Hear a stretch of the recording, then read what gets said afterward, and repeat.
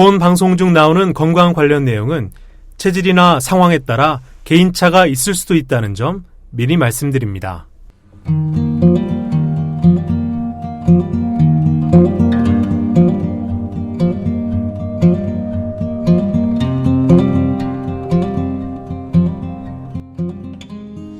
문학작품 속 생로병사의 비밀을 찾아서 복로장생. 안녕하세요. 저는 아나운서 김세원입니다. 저와 함께 복로장생 만들어 가시는 분 소개해드리죠. 통합의학을 전공한 의학 박사시고 보건복지부 177호 전문의 한의사십니다. 유창길 원장님 나오셨습니다. 원장님 안녕하세요. 네, 안녕하세요. 건강요정 유창길 원장입니다. 네. 오늘 소개해드릴 작품은요, 최은영 작가의 7편의 단편이 수록된 소설집 쇼코의 미소에 실려있는 7편의 작품 중에서 미카엘라라는 제목의 작품을 오늘 소개해드리겠습니다. 이 소설집 쇼코의 미소는 소설가들이 뽑은 2016년의 소설에서 1위를 차지한 소설집이고요. 정말 많이 팔려서 정말 많은 분들이 읽은 소설집이죠. 저는 이 책에 수록된 7편의 소설 중에서 쇼코의 미소도 좋았지만 개인적으로는 오늘 소개해드릴 소설 미카엘라에서 가장 깊은 여운을 느꼈습니다. 그래서 오늘 이 작품 미카엘라를 가지고 문학과 건강에 대해 함께 말씀드리고자 합니다. 최은영 작가님의 소설들을 읽어보니까 소설의 밑바탕에는 기본적으로 인간애가 흐르고 있다는 것을 느꼈고요. 그리고 사람과 사람의 관계에 대한 관찰력이 매우 뛰어난 작가다라고 느꼈습니다. 그냥 지나쳐버리기 쉬운 사람과 사람과의 관계 속에서 감정이 교류되는 찰나의 순간을 포착하는 능력, 이 부분에서 최은영 작가님이 그 어떤 작가보다 뛰어나다라는 느낌을 받았고요. 그리고 소설을 쭉 읽다 보면은 이분 최은영 작가님은 굉장히 높은 감수성을 가진 사람이구나 라는 느낌도 받게 됩니다. 오늘 소개해드릴 소설 미카엘라의 줄거리를 짧게 말씀드리면요, 교황의 방안을 보러 서울로 올라온 엄마와 미카엘라라는 세례명을 가진 딸의 이야기를 다룬 소설입니다. 몇 년 전 여의도에 왔었던 교황이 오랜만에 다시 서울 광화문 광장에 방문하는데요, 미카엘라의 어머니는 교황을 만나 뵙고 미사도 드리기 위해서 서울로 올라옵니다. 그러나 어머님은 서울에 왔지만 딸 미카엘라에게 부담이 될까봐 찜질방에서 잠을 자게 됩니다. 찜질방에서 만난 어느 할머니로부터 세월호와 관련된 슬픈 소식을 듣게 되고요. 이어서 미카엘라의 어머님은 세월호 특별법 제정을 위한 서명운동 부스에 찾아가게 됩니다. 그리고 딸 미카엘라는 누구보다 뜨거운 마음으로 광화문 광장의 엄마를 찾아가는 이야기가 바로 이 소설의 줄거리인데요. 줄거리만 보면 복잡하거나 특별하지는 않지만 소설을 끝까지 다 읽고 나면 여운이 상당히 깊게 남습니다. 가슴속에 묻어져 있던 어떤 깊은 감정들을 끌어올려주는 훌륭한 소설이라 생각되고요. 이제 이 소설 미카엘라에서 건강학적인 부분을 말씀드려 보겠습니다.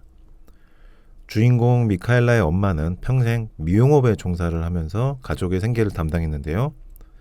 오래 서 있는 직업인 미용업에 종사하다 보니까 장딴지에 하지정맥류라는 증상이 생깁니다. 구불구불하게 혹처럼 불룩 튀어나온 하지정맥류 때문에 미카엘라의 어머니는 찜질방에서 자신의 다리를 가리기 위해서 수건으로 다리를 덮는 장면이 나오는데요. 오늘 최은영 작가님의 소설 미카엘라의 시작 부분부터 미카엘라 어머님의 하지정맥류 증상이 서술되는 부분까지 읽어보겠습니다. 소설을 읽고 나서 하지정맥류 증상과 예방법에 대해서 말씀을 드리겠습니다.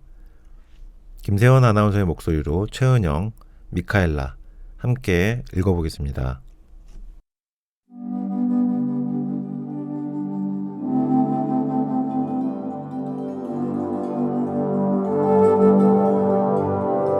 미카엘라, 최은영.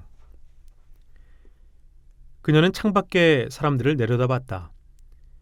평소 같았으면 버스와 자동차들이 지나갈 찻길에서 천주교 신자들이 앉아서 미사를 보고 있었다. 교황은 저 멀리 보이는 광화문 광장에서 미사를 집전하고 있었고 미사를 드리는 인파가 광화문과 종로 일대에 가득 들어찼다. 우린 새벽 5시에 모여 출발해. 서울에 도착해서도 자리 잡으려면 시간이 꽤 걸린대. 엄마는 소풍 나간 어린이의 마냥 들떠 있었다. 어쩌면 그녀가 일하는 건물 쪽에서 미사를 드릴지도 모른다면서 창밖으로 자기를 잘 찾아보라고도 했다. 그녀는 창에 이마를 대고 사람들을 관찰했지만 15층 아래로 보이는 거라곤 흰 미사포의 물결뿐이었다. 교황 얼굴도 제대로 볼 수 없을 텐데 차라리 텔레비전으로 보는 게 더 잘 보이겠다. 새벽부터 무슨 고생이야. 내가 아직 뭘 모르는구나. 그렇게 많은 사람들이랑 같이 교황님이 집전하시는 미사를 드리는 거야. 어쩌면 엄마 인생 마지막이 될지도 몰라. 얼마나 감사한 일이니, 미카엘라야.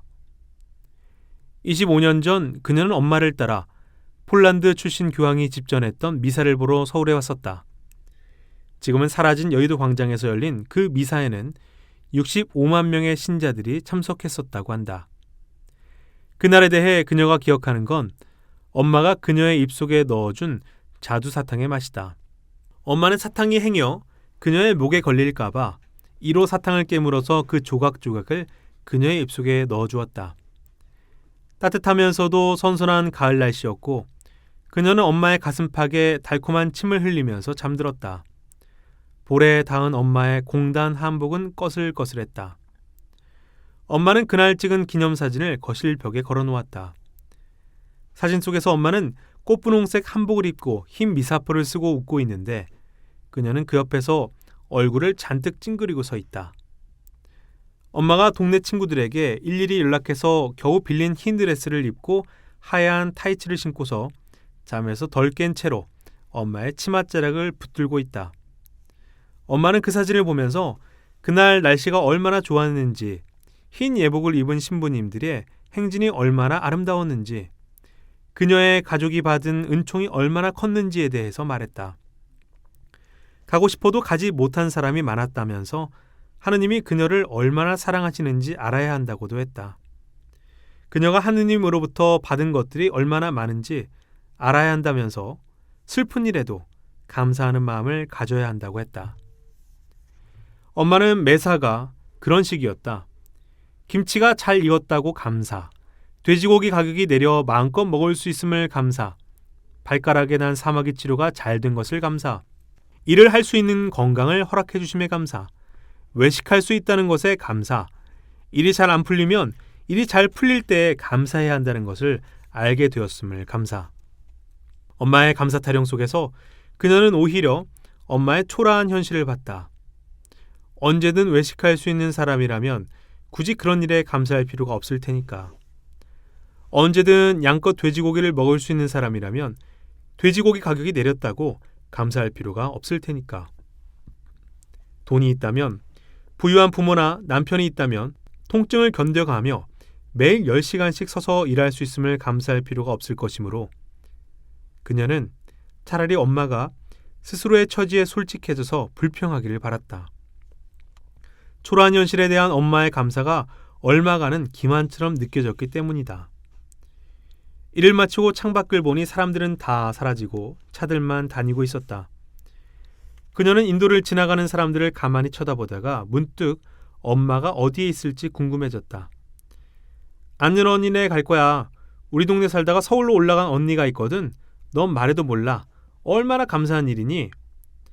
엄마는 2박 3일 동안 미용실 문을 닫고 서울을 구경할 계획이었다. 토요일엔 교황이 집전하는 미사를 드리고 일요일과 월요일엔 명동이며 남산타워, 63빌딩에 가능하면 한강 유람선도 타보고 싶다고 했다. 그녀는 바쁜 자신의 처지는 생각하지도 않고 무턱대고 서울에 올라온 엄마가 원망스러웠다. 그녀는 엄마가 언급한 아는 언니라는 말에 희망을 걸었다. 어쩌면 아는 언니와 함께 구경을 나갈지도 모른다. 엄마가 그녀에게 같이 다니자고 말한 것도 아니니까.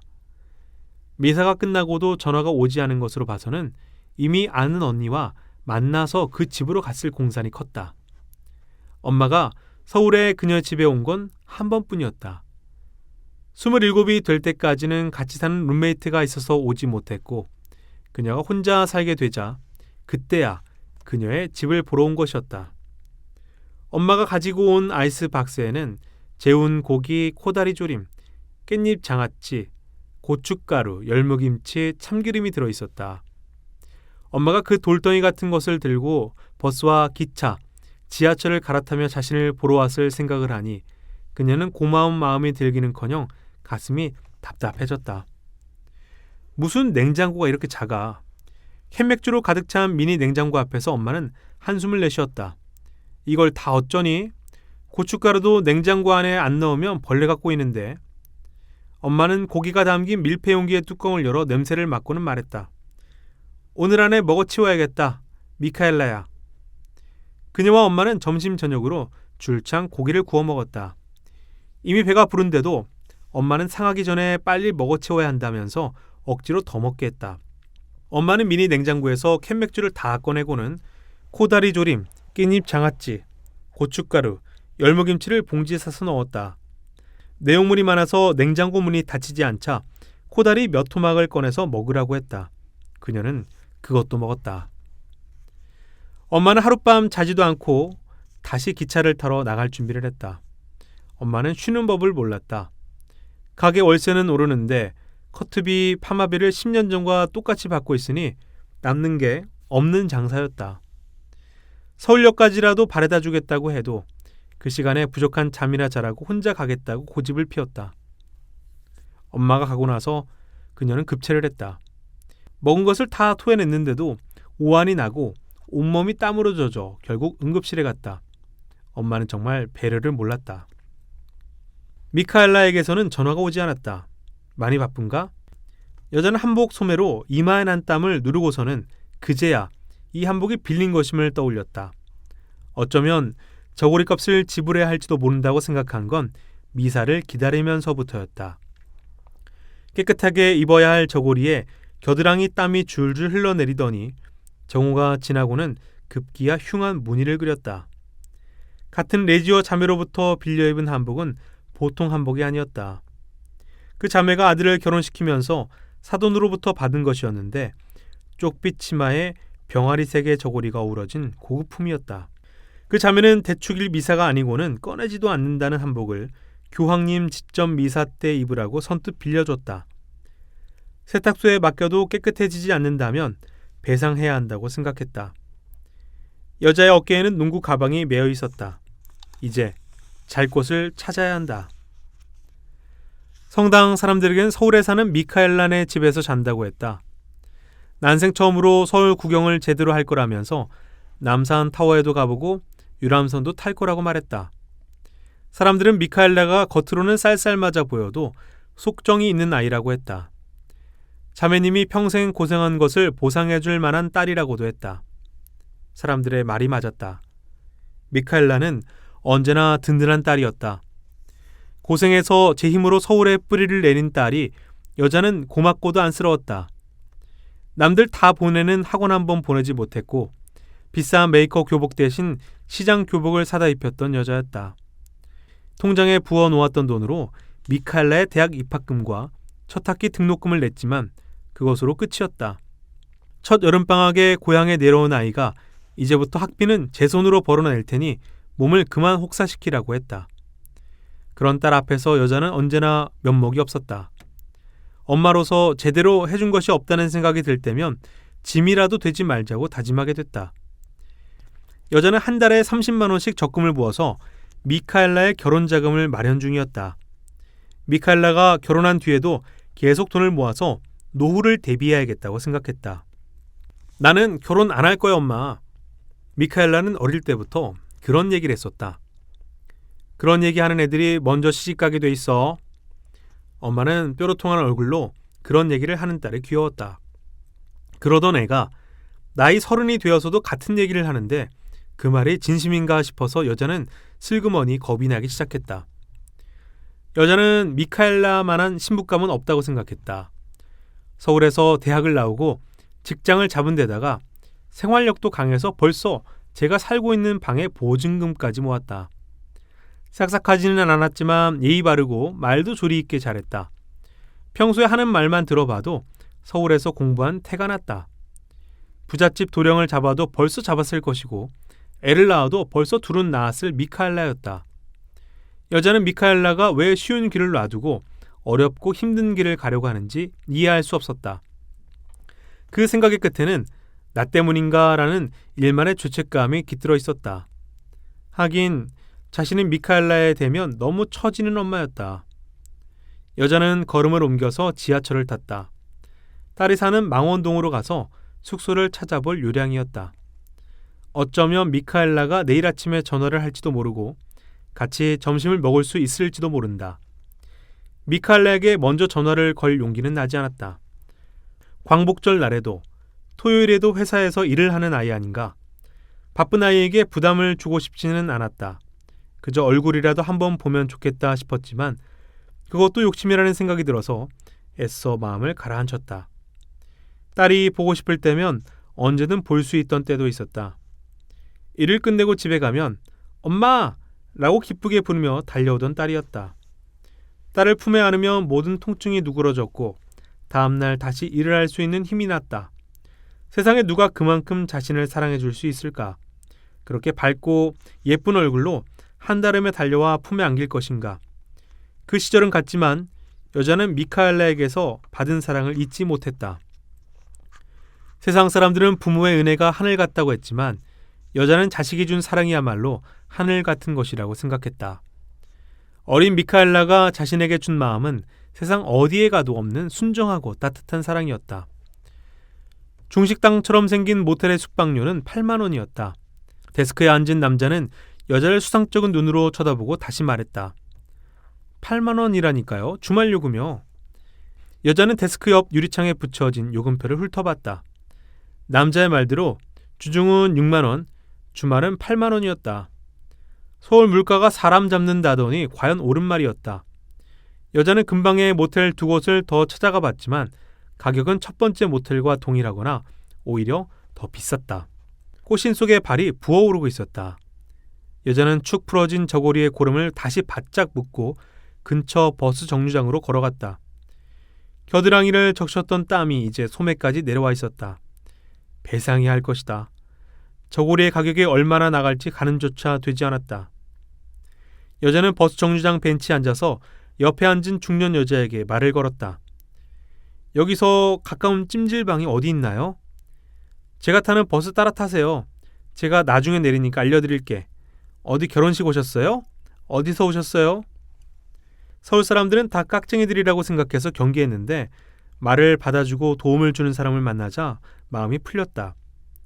여자는 중년 여자에게 오늘 교황님이 집전하는 미사를 드렸노라고 자랑했다. 실은 교황님을 아련한 것이 이번으로 2번째라고도 말했다. 자랑스러운 마음에 어깨가 을쓱 올라갔다. 89년도에 여의도 광장에서 미사를 드렸었죠. 그때 요한 바오로 2세 교황님께서 아니 그런데 왜 성당 분들이랑 같이 안 내려가시고요? 중년 여자가 여자의 말을 끊고 물었다. 교황님에게는 별다른 관심이 없어 보이는 말투였다. 만날 사람이 있어가지고요. 서울에 사는 자제분들이 없으신가 보구나. 그래도 그렇지 이 차림으로 찜질방에 가셔요? 아니 그게 아니고요. 여기에요. 여기서 내리세요. 중년 여자는 여자의 등을 밀다시피 해서 버스 밖으로 내보냈다. 여자는 떠나는 버스를 보고 손을 흔들었다. 서울 사람들이 다 깍쟁이는 아닌 모양이라고 생각하면서. 엄마에게서는 전화가 오지 않았다. 어제 엄마는 얼마나 기뻐했을까? 눈에 보이지도 않는 교황과 함께 미사를 드렸다는 이유로 감사를 얼마나 외쳤을지 생각하니 웃음이 나왔다. 엄마는 단순한 사람이었다. 벌어진 일들을 꼬아 생각하거나 사람을 나쁘게 보지 않았다. 그런 우둔할 만큼의 단순함이 엄마의 삶을 힘들게 했다. 엄마는 무능한 남편을 부양하고 가장 노릇을 하면서도 그것을 당연하게 여겼다. 10대 때는 집에서 빈둥대는 아빠와 손이 발이 되도록 일하는 엄마의 모습이 기생충과 숙주의 관계로 보이기도 했다. 아빠의 인생은 끊임없는 구직과 퇴직으로 점철되었다. 약골 주제에 젊은 시절에는 이 땅의 노동운동에 투신하겠다며 공장에 위장 취업을 하고 밤에는 야학 교사로 일했다. 아빠는 수업을 하면서 코피를 왈칵 쏟아대는 일이 많았고 아빠의 학생이었던 엄마는 그런 아빠가 한없이 불쌍해서 눈물이 핑 돌았다. 누가 누구를 돕겠다는 건지 엄마는 아무데서나 픽픽 쓰러지는 선생님을 업고 도움을 구하러 다니기도 했고 데이트할 때는 모아놓은 돈을 전부 털어서 보약을 지어주기도 했다. 결혼식도 신혼여행도 없었다. 신혼기간에 아빠가 교도소에서 징역을 살았기 때문이다. 신혼의 즐거움이라고는 일주일에 한 번 교도소에서 만나 말을 섞는 것이 고작이었다. 참으로 감사한 시간이었지. 엄마는 그 시간에 대해서 그렇게 말했다. 면회를 앞두고 그 전날 아침부터 기분이 좋아져서 잠을 설쳤다는 이야기를 엄마는 자주 했다. 퇴근 후 매일 엄마가 아빠에게 쓴 엽서는 500장이 넘었다. 아빠는 출소한 후에 아는 사람들의 소개로 몇몇 작은 회사에 들어갔지만 조금 다니다가 곧 관두었다. 출판사에서 외주를 받아 교정을 보고 번역을 하기도 했다. 물론 큰 돈이 되지 않았고 책을 한 권 마무리할 때쯤에는 크게 알아서 병원 신세를 졌다. 그녀에게 아빠는 병원에서 링거를 맞으며 누워있거나 뼈밖에 안 남은 손으로 숟가락을 들고 묽은 죽을 휘휘 젓던 사람이었다. 아빠는 그런 부실한 몸으로 서울에서 큰 시위가 있으면 빠지지 않고 참여했고 중학생이었던 그녀에게 김대중 옥중서신과 함석헌의 책들을 읽으라고 권유했다. 대체 이게 무슨 짓인가 라고 그녀는 생각했다. 김대중 대통령이 되든 이회창 대통령이 되든 그게 우리의 삶과 무슨 상관이란 말인가? 엄마는 그녀의 수학여행비를 마련하기 위해서 손이 발이 되도록 아줌마들의 머리를 말고 있었다. 밥상머리에서 아빠는 말했다. 자본이 가난한 사람들을 소외시키고 있다고. 앞으로는 중산층 붕괴가 가속화되고 더 많은 사람들이 빈곤 속으로 떨어지게 될 거라고. 어쩌라는 건가 아빠. 지금 이 집안을 빈곤 속으로 떨어뜨리는 주범은 세상도 자본도 아니고 아빠 자신이다. 자기 밥벌이도 제대로 하지 못해서 아내를 7평도 안 되는 미용실에 하루 종일 세워두는 사람이 그런 말을 할 자격이 있나? 하지만 그녀는 아빠보다도 엄마를 더 이해할 수가 없었다. 엄마는 일을 다녀와서 옷을 갈아입고는 아빠의 하루를 살폈다. 오늘 하루 피곤하지는 않으셨냐? 읽고 있는 책은 어떠냐? 그녀는 엄마가 아빠를 다 받아주기 때문에 아빠가 세상에 정착하지 못하고 헛꿈만 꾸고 있는 거라고 생각했다. 엄마가 엄마 자신을 충분히 사랑하지 못해서 아빠 같은 사람에게 이용당하고 있는 거라고. 이건 사랑도 뭣도 아니라 일방적인 착취라고 말이다. 그녀는 엄마에게 전화를 걸었다. 전화기가 꺼져 있다는 안내가 나왔다. 충전기를 안 가지고 온 것이 분명했다. 평소 같았으면 전화기가 꺼졌다고 먼저 전화했을 엄마였다. 다른 사람의 전화기라도 빌려서 미사 소감을 얘기하고 하루의 계획을 말했을 사람에게서 아무 소식이 없는 것이 이상했다. 그녀는 스콜라스티카 아줌마에게 전화를 걸었다. 난 어제 서울에 못 갔어. 제비뽑기에서 떨어졌거든. 자매님 걱정은 마라. 그 양반 매번 핸드폰 충전하는 거 깜빡하고 그래. 있어봐. 너 엘리사벳 아줌마 전화번호 아니? 그래, 그 성가대 하는 양반. 그녀는 엘리사벳 아줌마에게 전화를 걸었다. 응? 그게 무슨 말이야? 너희 집에서 주무신다고 하던데? 너희 집에 안 오셨어? 전화도 안 왔고? 아이고, 이게 무슨 일이니? 아는 언니네 집? 자매님이 서울에 아는 사람이 있어? 그래, 우리한테는 너희 집에서 잔다고 했거든, 분명히. 엘리사벳 아줌마와 통화를 하는 동안 텔레비전 뉴스에는 광화문 광장의 전경이 나왔다. 카메라는 세월호 특별법 제정을 위한 서명운동 부스를 비추고 있었다. 그 부스 뒤로 텐트가 있었는데 어느 노파 한 명과 중년 여자 한 명이 그 아래 붙어 앉아 있었다. 짧은 순간이었지만 그 중년 여자가 엄마라는 것을 그녀는 단번에 알아봤다. 여자 옆에 놓인 농구 가방까지 엄마의 것이 분명했으니까. 엄마는 대체 왜 저기 앉아 있는 것인가? 그녀는 세수도 하지 않고 밖으로 뛰쳐나갔다. 버스 정류장에서 만난 여자가 알려준 찜질방은 생각보다 작은 곳이었다. 여자는 갑갑한 한복을 벗어버리고 시간을 들여 온몸에 때를 밀었다. 휴일을 맞아 찜질방으로 놀러온 모녀들이 눈에 띄었다. 강아지 새끼 마냥 종종거리며 뛰어다니는 어린애들을 보니 절로 웃음이 났다. 젊은 엄마들은 목욕탕 의자에 아이들을 앉혀놓고 구석구석 비누칠을 하고 있었다. 아이들도 제 딴에는 열심히 엄마의 등에 비누칠을 했다. 나도 언젠가는 할머니가 될 수 있을까? 여자는 언젠가 제품에 안길지도 모를 손주 생각으로 가슴이 벅찼다. 아직도 인생은 여자에게 새로운 꿈을 열어 보여줬다. 희박한 가능성에 불과한 꿈이었지만 그 꿈이라는 것은 마음에 품고 있으니 생활에 활기가 돌고 밥맛이 좋아졌다. 지금 이 순간을 사는 것이 큰 행운처럼 느껴질 때면 13년 전에 소천한 남편이 생각났다. 남편을 생각하면 무거운 추 하나가 마음 바닥을 긁고 지나가는 것 같았다. 남편은 미카엘라가 대학에 들어가는 것도 보지 못했고 어엿한 숙녀가 된 모습도 보지 못했다. 교황님이 광화문에서 미사를 드리는 것도 보지 못했고 그래, 너도 나도 가는 제주도도 한번 가보지 못했다. 그렇게 딱한 사람이 있나 싶다가도 이제 그 영혼이 더 이상 아프지 않을 곳에서 잘 쉬고 있다고 생각하면 뜻없는 눈물이 났다. 동네 사람들은 가장 노릇을 못하고 있는 남편과 살고 있는 여자를 동정했다. 미카엘라는 그의 무능함이 여자를 힘들게 했다고 말했다. 맞는 말이었다. 그와 만나고부터 인생은 그녀에게 2배, 3배의 복종을 요구했다. 여자는 누구보다도 숨 돌린 틈 없이 살았고 단풍 구경조차 가본 적이 없었다. 팔자에도 없는 교도소와 병원을 다녔고 구멍난 통장을 메우기 위해 휠 없는 노동을 했다. 하지만 여자는 남편이 노력하지 않았다는 사람들의 말에는 동의할 수 없었다.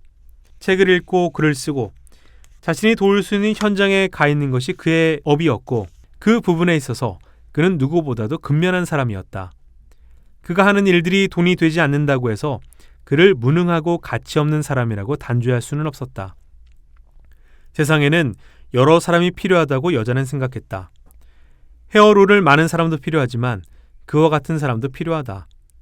돈을 벌어 가족을 부양하는 남편이 있는가 하면 집안일을 하며 아이를 돌보는 남편도 있다. 여자는 세상을 살며 그처럼 다정하고 섬세한 사람을 본 적이 없었다. 깨끗한 샘물 같은 그에게 더러운 욕탕이 되라고는 할 수 없는 일이었다. 그가 세상에 소용없는 사람처럼 보였을지도 모른다. 하지만 여자는 세상에 그 많은 소용 있는 사람들이 행한 일들 모두가 진실로 세상에 소용 있는 것은 아니라고 생각했다. 찜질방 휴게실에서 삶은 계란을 까먹으며 여자는 종아리 피부 위로 구불구불하고 불룩하게 튀어나온 정맥을 봤다. 부어오른 정맥 다발이 초록색 혹처럼 보일 지경이었다. 여자는 그 모양이 신경 쓰여서 양반다리 위로 수건을 펴놓았다. 미용류를 시작한 지 1년이 조금 지났을 때부터 시작된 증상이었는데 치료받을 시간이 없어서 방치했다가 이제는 꽤나 악화됐다.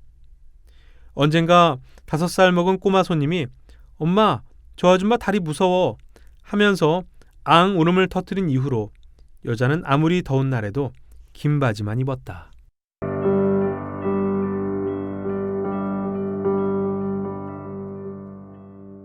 네, 잘 들어보셨습니까? 주인공 미카엘라 어머님의 하지정맥류 증상이 나오는 부분까지 읽어봤는데요. 하지정맥류의 끝글자 류자는요, 혹이라는 뜻입니다. 혹, 류가 혹류자예요. 하지정맥류, 그러니까 결국은 하지정맥혹 이렇게도 볼 수가 있는데 이 소설 내용 중에도 이렇게 나오죠. 종아리 피부 위로 구불구불하고 볼록하게 튀어나온 정맥류 증상이 마치 초록색 혹처럼 보인다고, 그러니까 정맥 혈관이 초록색으로 보이면서 혹처럼 튀어나온 것을 묘사하는 부분이죠. 최은영 작가님이 하지정맥류의 류라는 글자가 혹이라는 뜻을 알고 쓰신 것인지 아니면 하지정맥류의 모양이 혹처럼 보이니까 소설가의 섬세한 관찰력으로 혹이라 묘사한 것인지 궁금해졌습니다. 이 하지정맥류는 간단하게 정의하면요, 인체의 정맥이 혹처럼 확장되면서 부풀어 오른 것을 말하는 증상이에요. 그러니까 짙은 보라색이나 파란색, 꽈배기 모양으로 이렇게 튀어나오는데 주로 다리나 발에 정맥이 발생하기 때문에 하지정맥류라고 부르죠. 주인공 미카엘라의 어머님처럼 평생 미용업에 종사하다 보면 하루 종일 직립 상태로 일을 하게 되는 것인데요. 이런 분들에게 하지정맥류가 발병하기 쉽습니다. 미용업처럼 직립 자세로 하루 종일 일하다 보면 하반신의 정맥에 압력이 증가되고요. 이렇게 다리의 정맥에 압력이 증가한 상태에서 피가 심장 방향으로 흘러갈 수 있도록 조절하는 정맥 내의 판막 기능에 이상이 생기면 혈액이 정맥 안에 고이면서 압력이 증가하고 정맥이 점차 확장되면서 부풀면서 혹처럼 변하는 겁니다. 그러니까 이 소설 주인공 미카엘의 어머님처럼 직업적으로 오래 서 있는 분들은 하지정맥류 발생 가능성이 매우 높아집니다. 그러니까 미용업이나 매장에서 일하신 직원분, 서서 일하는 서비스업 종사자, 학원 강사 같은 직업을 가진 분들은 장시간 직립해서 서 있는 시간이 길다 보니까 정맥 판막 기능에 이상이 생기면서 하지정맥류가 발병하게 됩니다. 정맥류를 해결하기 위해서 압박 스타킹을 착용하는 분도 계신데 이건 근본적인 해결 방법은 아닙니다. 그리고 최종적으로는 경화제를 정맥에 주사하거나 하지정맥류 수술하는 방법이 있겠죠. 레이저나 고주파를 이용한 치료법 등이 있긴 합니다만은 이건 역시 하지정맥류라는 병의 근원적인 문제가 해결되는 것은 아니거든요. 그래서 하지정맥류는 예방이 최선인 병입니다. 그래서 미리미리 올바른 생활 습관, 올바른 음식 섭취를 하면서 하지정맥류를 예방하고 가급적 수술 없이 자연 치유될 수 있도록 노력하는 것이 최선의 방법입니다. 하지정맥류를 예방하는 방법 몇 가지를 일단 말씀드려보면요. 일단은 운동이에요. 다리를 움직이는 거죠. 걷기만 열심히 해도 하지정맥류가 예방이 되고요. 두 번째로는 비만, 체중 조절을 잘해야만 하지정맥류가 예방됩니다. 세 번째로는 변비를 해결해야만 하지정맥류가 예방이 됩니다. 왜냐하면 변비가 있으면 복압이 상승돼서 하지정맥류에 압력을 가할 수 있기 때문입니다. 그래서 하지정맥류와 변비가 동반되는 경우가 꽤 많고요. 식이섬유가 풍부한 음식을 섭취해서 변비를 해결하는 것이 하지정맥류의 예방법 중에 하나죠. 그리고 높은 굽이나 하이힐 등의 신발은 피하는 것이 좋고요. 허리나 골반 주위를 꽉 죄이는 옷은 피해야 하는 게 좋습니다. 허리 골반을 너무 꽉 죄게 하는 옷을 입으면 정맥 순환을 방해하기 때문에 중장년층이 되었을 때 정맥류가 발생될 가능성이 높아집니다. 그리고 쉬는 시간에 다리를 높이 올려놓는 것이 좋고요. 이것은 다리의 부종을 감소시키고 정맥의 순환을 촉진시키는 작용을 하기 때문입니다. 정맥류가 있거나 다리가 자주 붓는 경우에는 누워서 쉴 때도 베개를 두세 개 겹쳐서 다리를 올리고 있는 것이 하지정맥류 예방과 치료에 도움이 됩니다.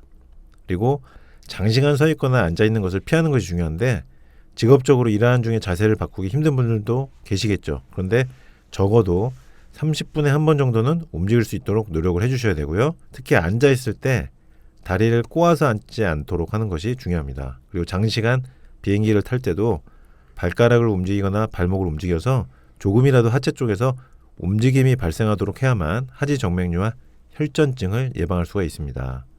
그리고 이제 조금 전문적인 치료적인 부분을 말씀드려보면요. 한의학 치료를 통해서도 도움받을 수 있는데요. 하지정맥류 치료에 관한 많은 논문들이 발표가 되었습니다. 하지정맥류를 한의학에서는 혈액의 억류로 인해 나타나는 어혈 증상으로 진단하는데요.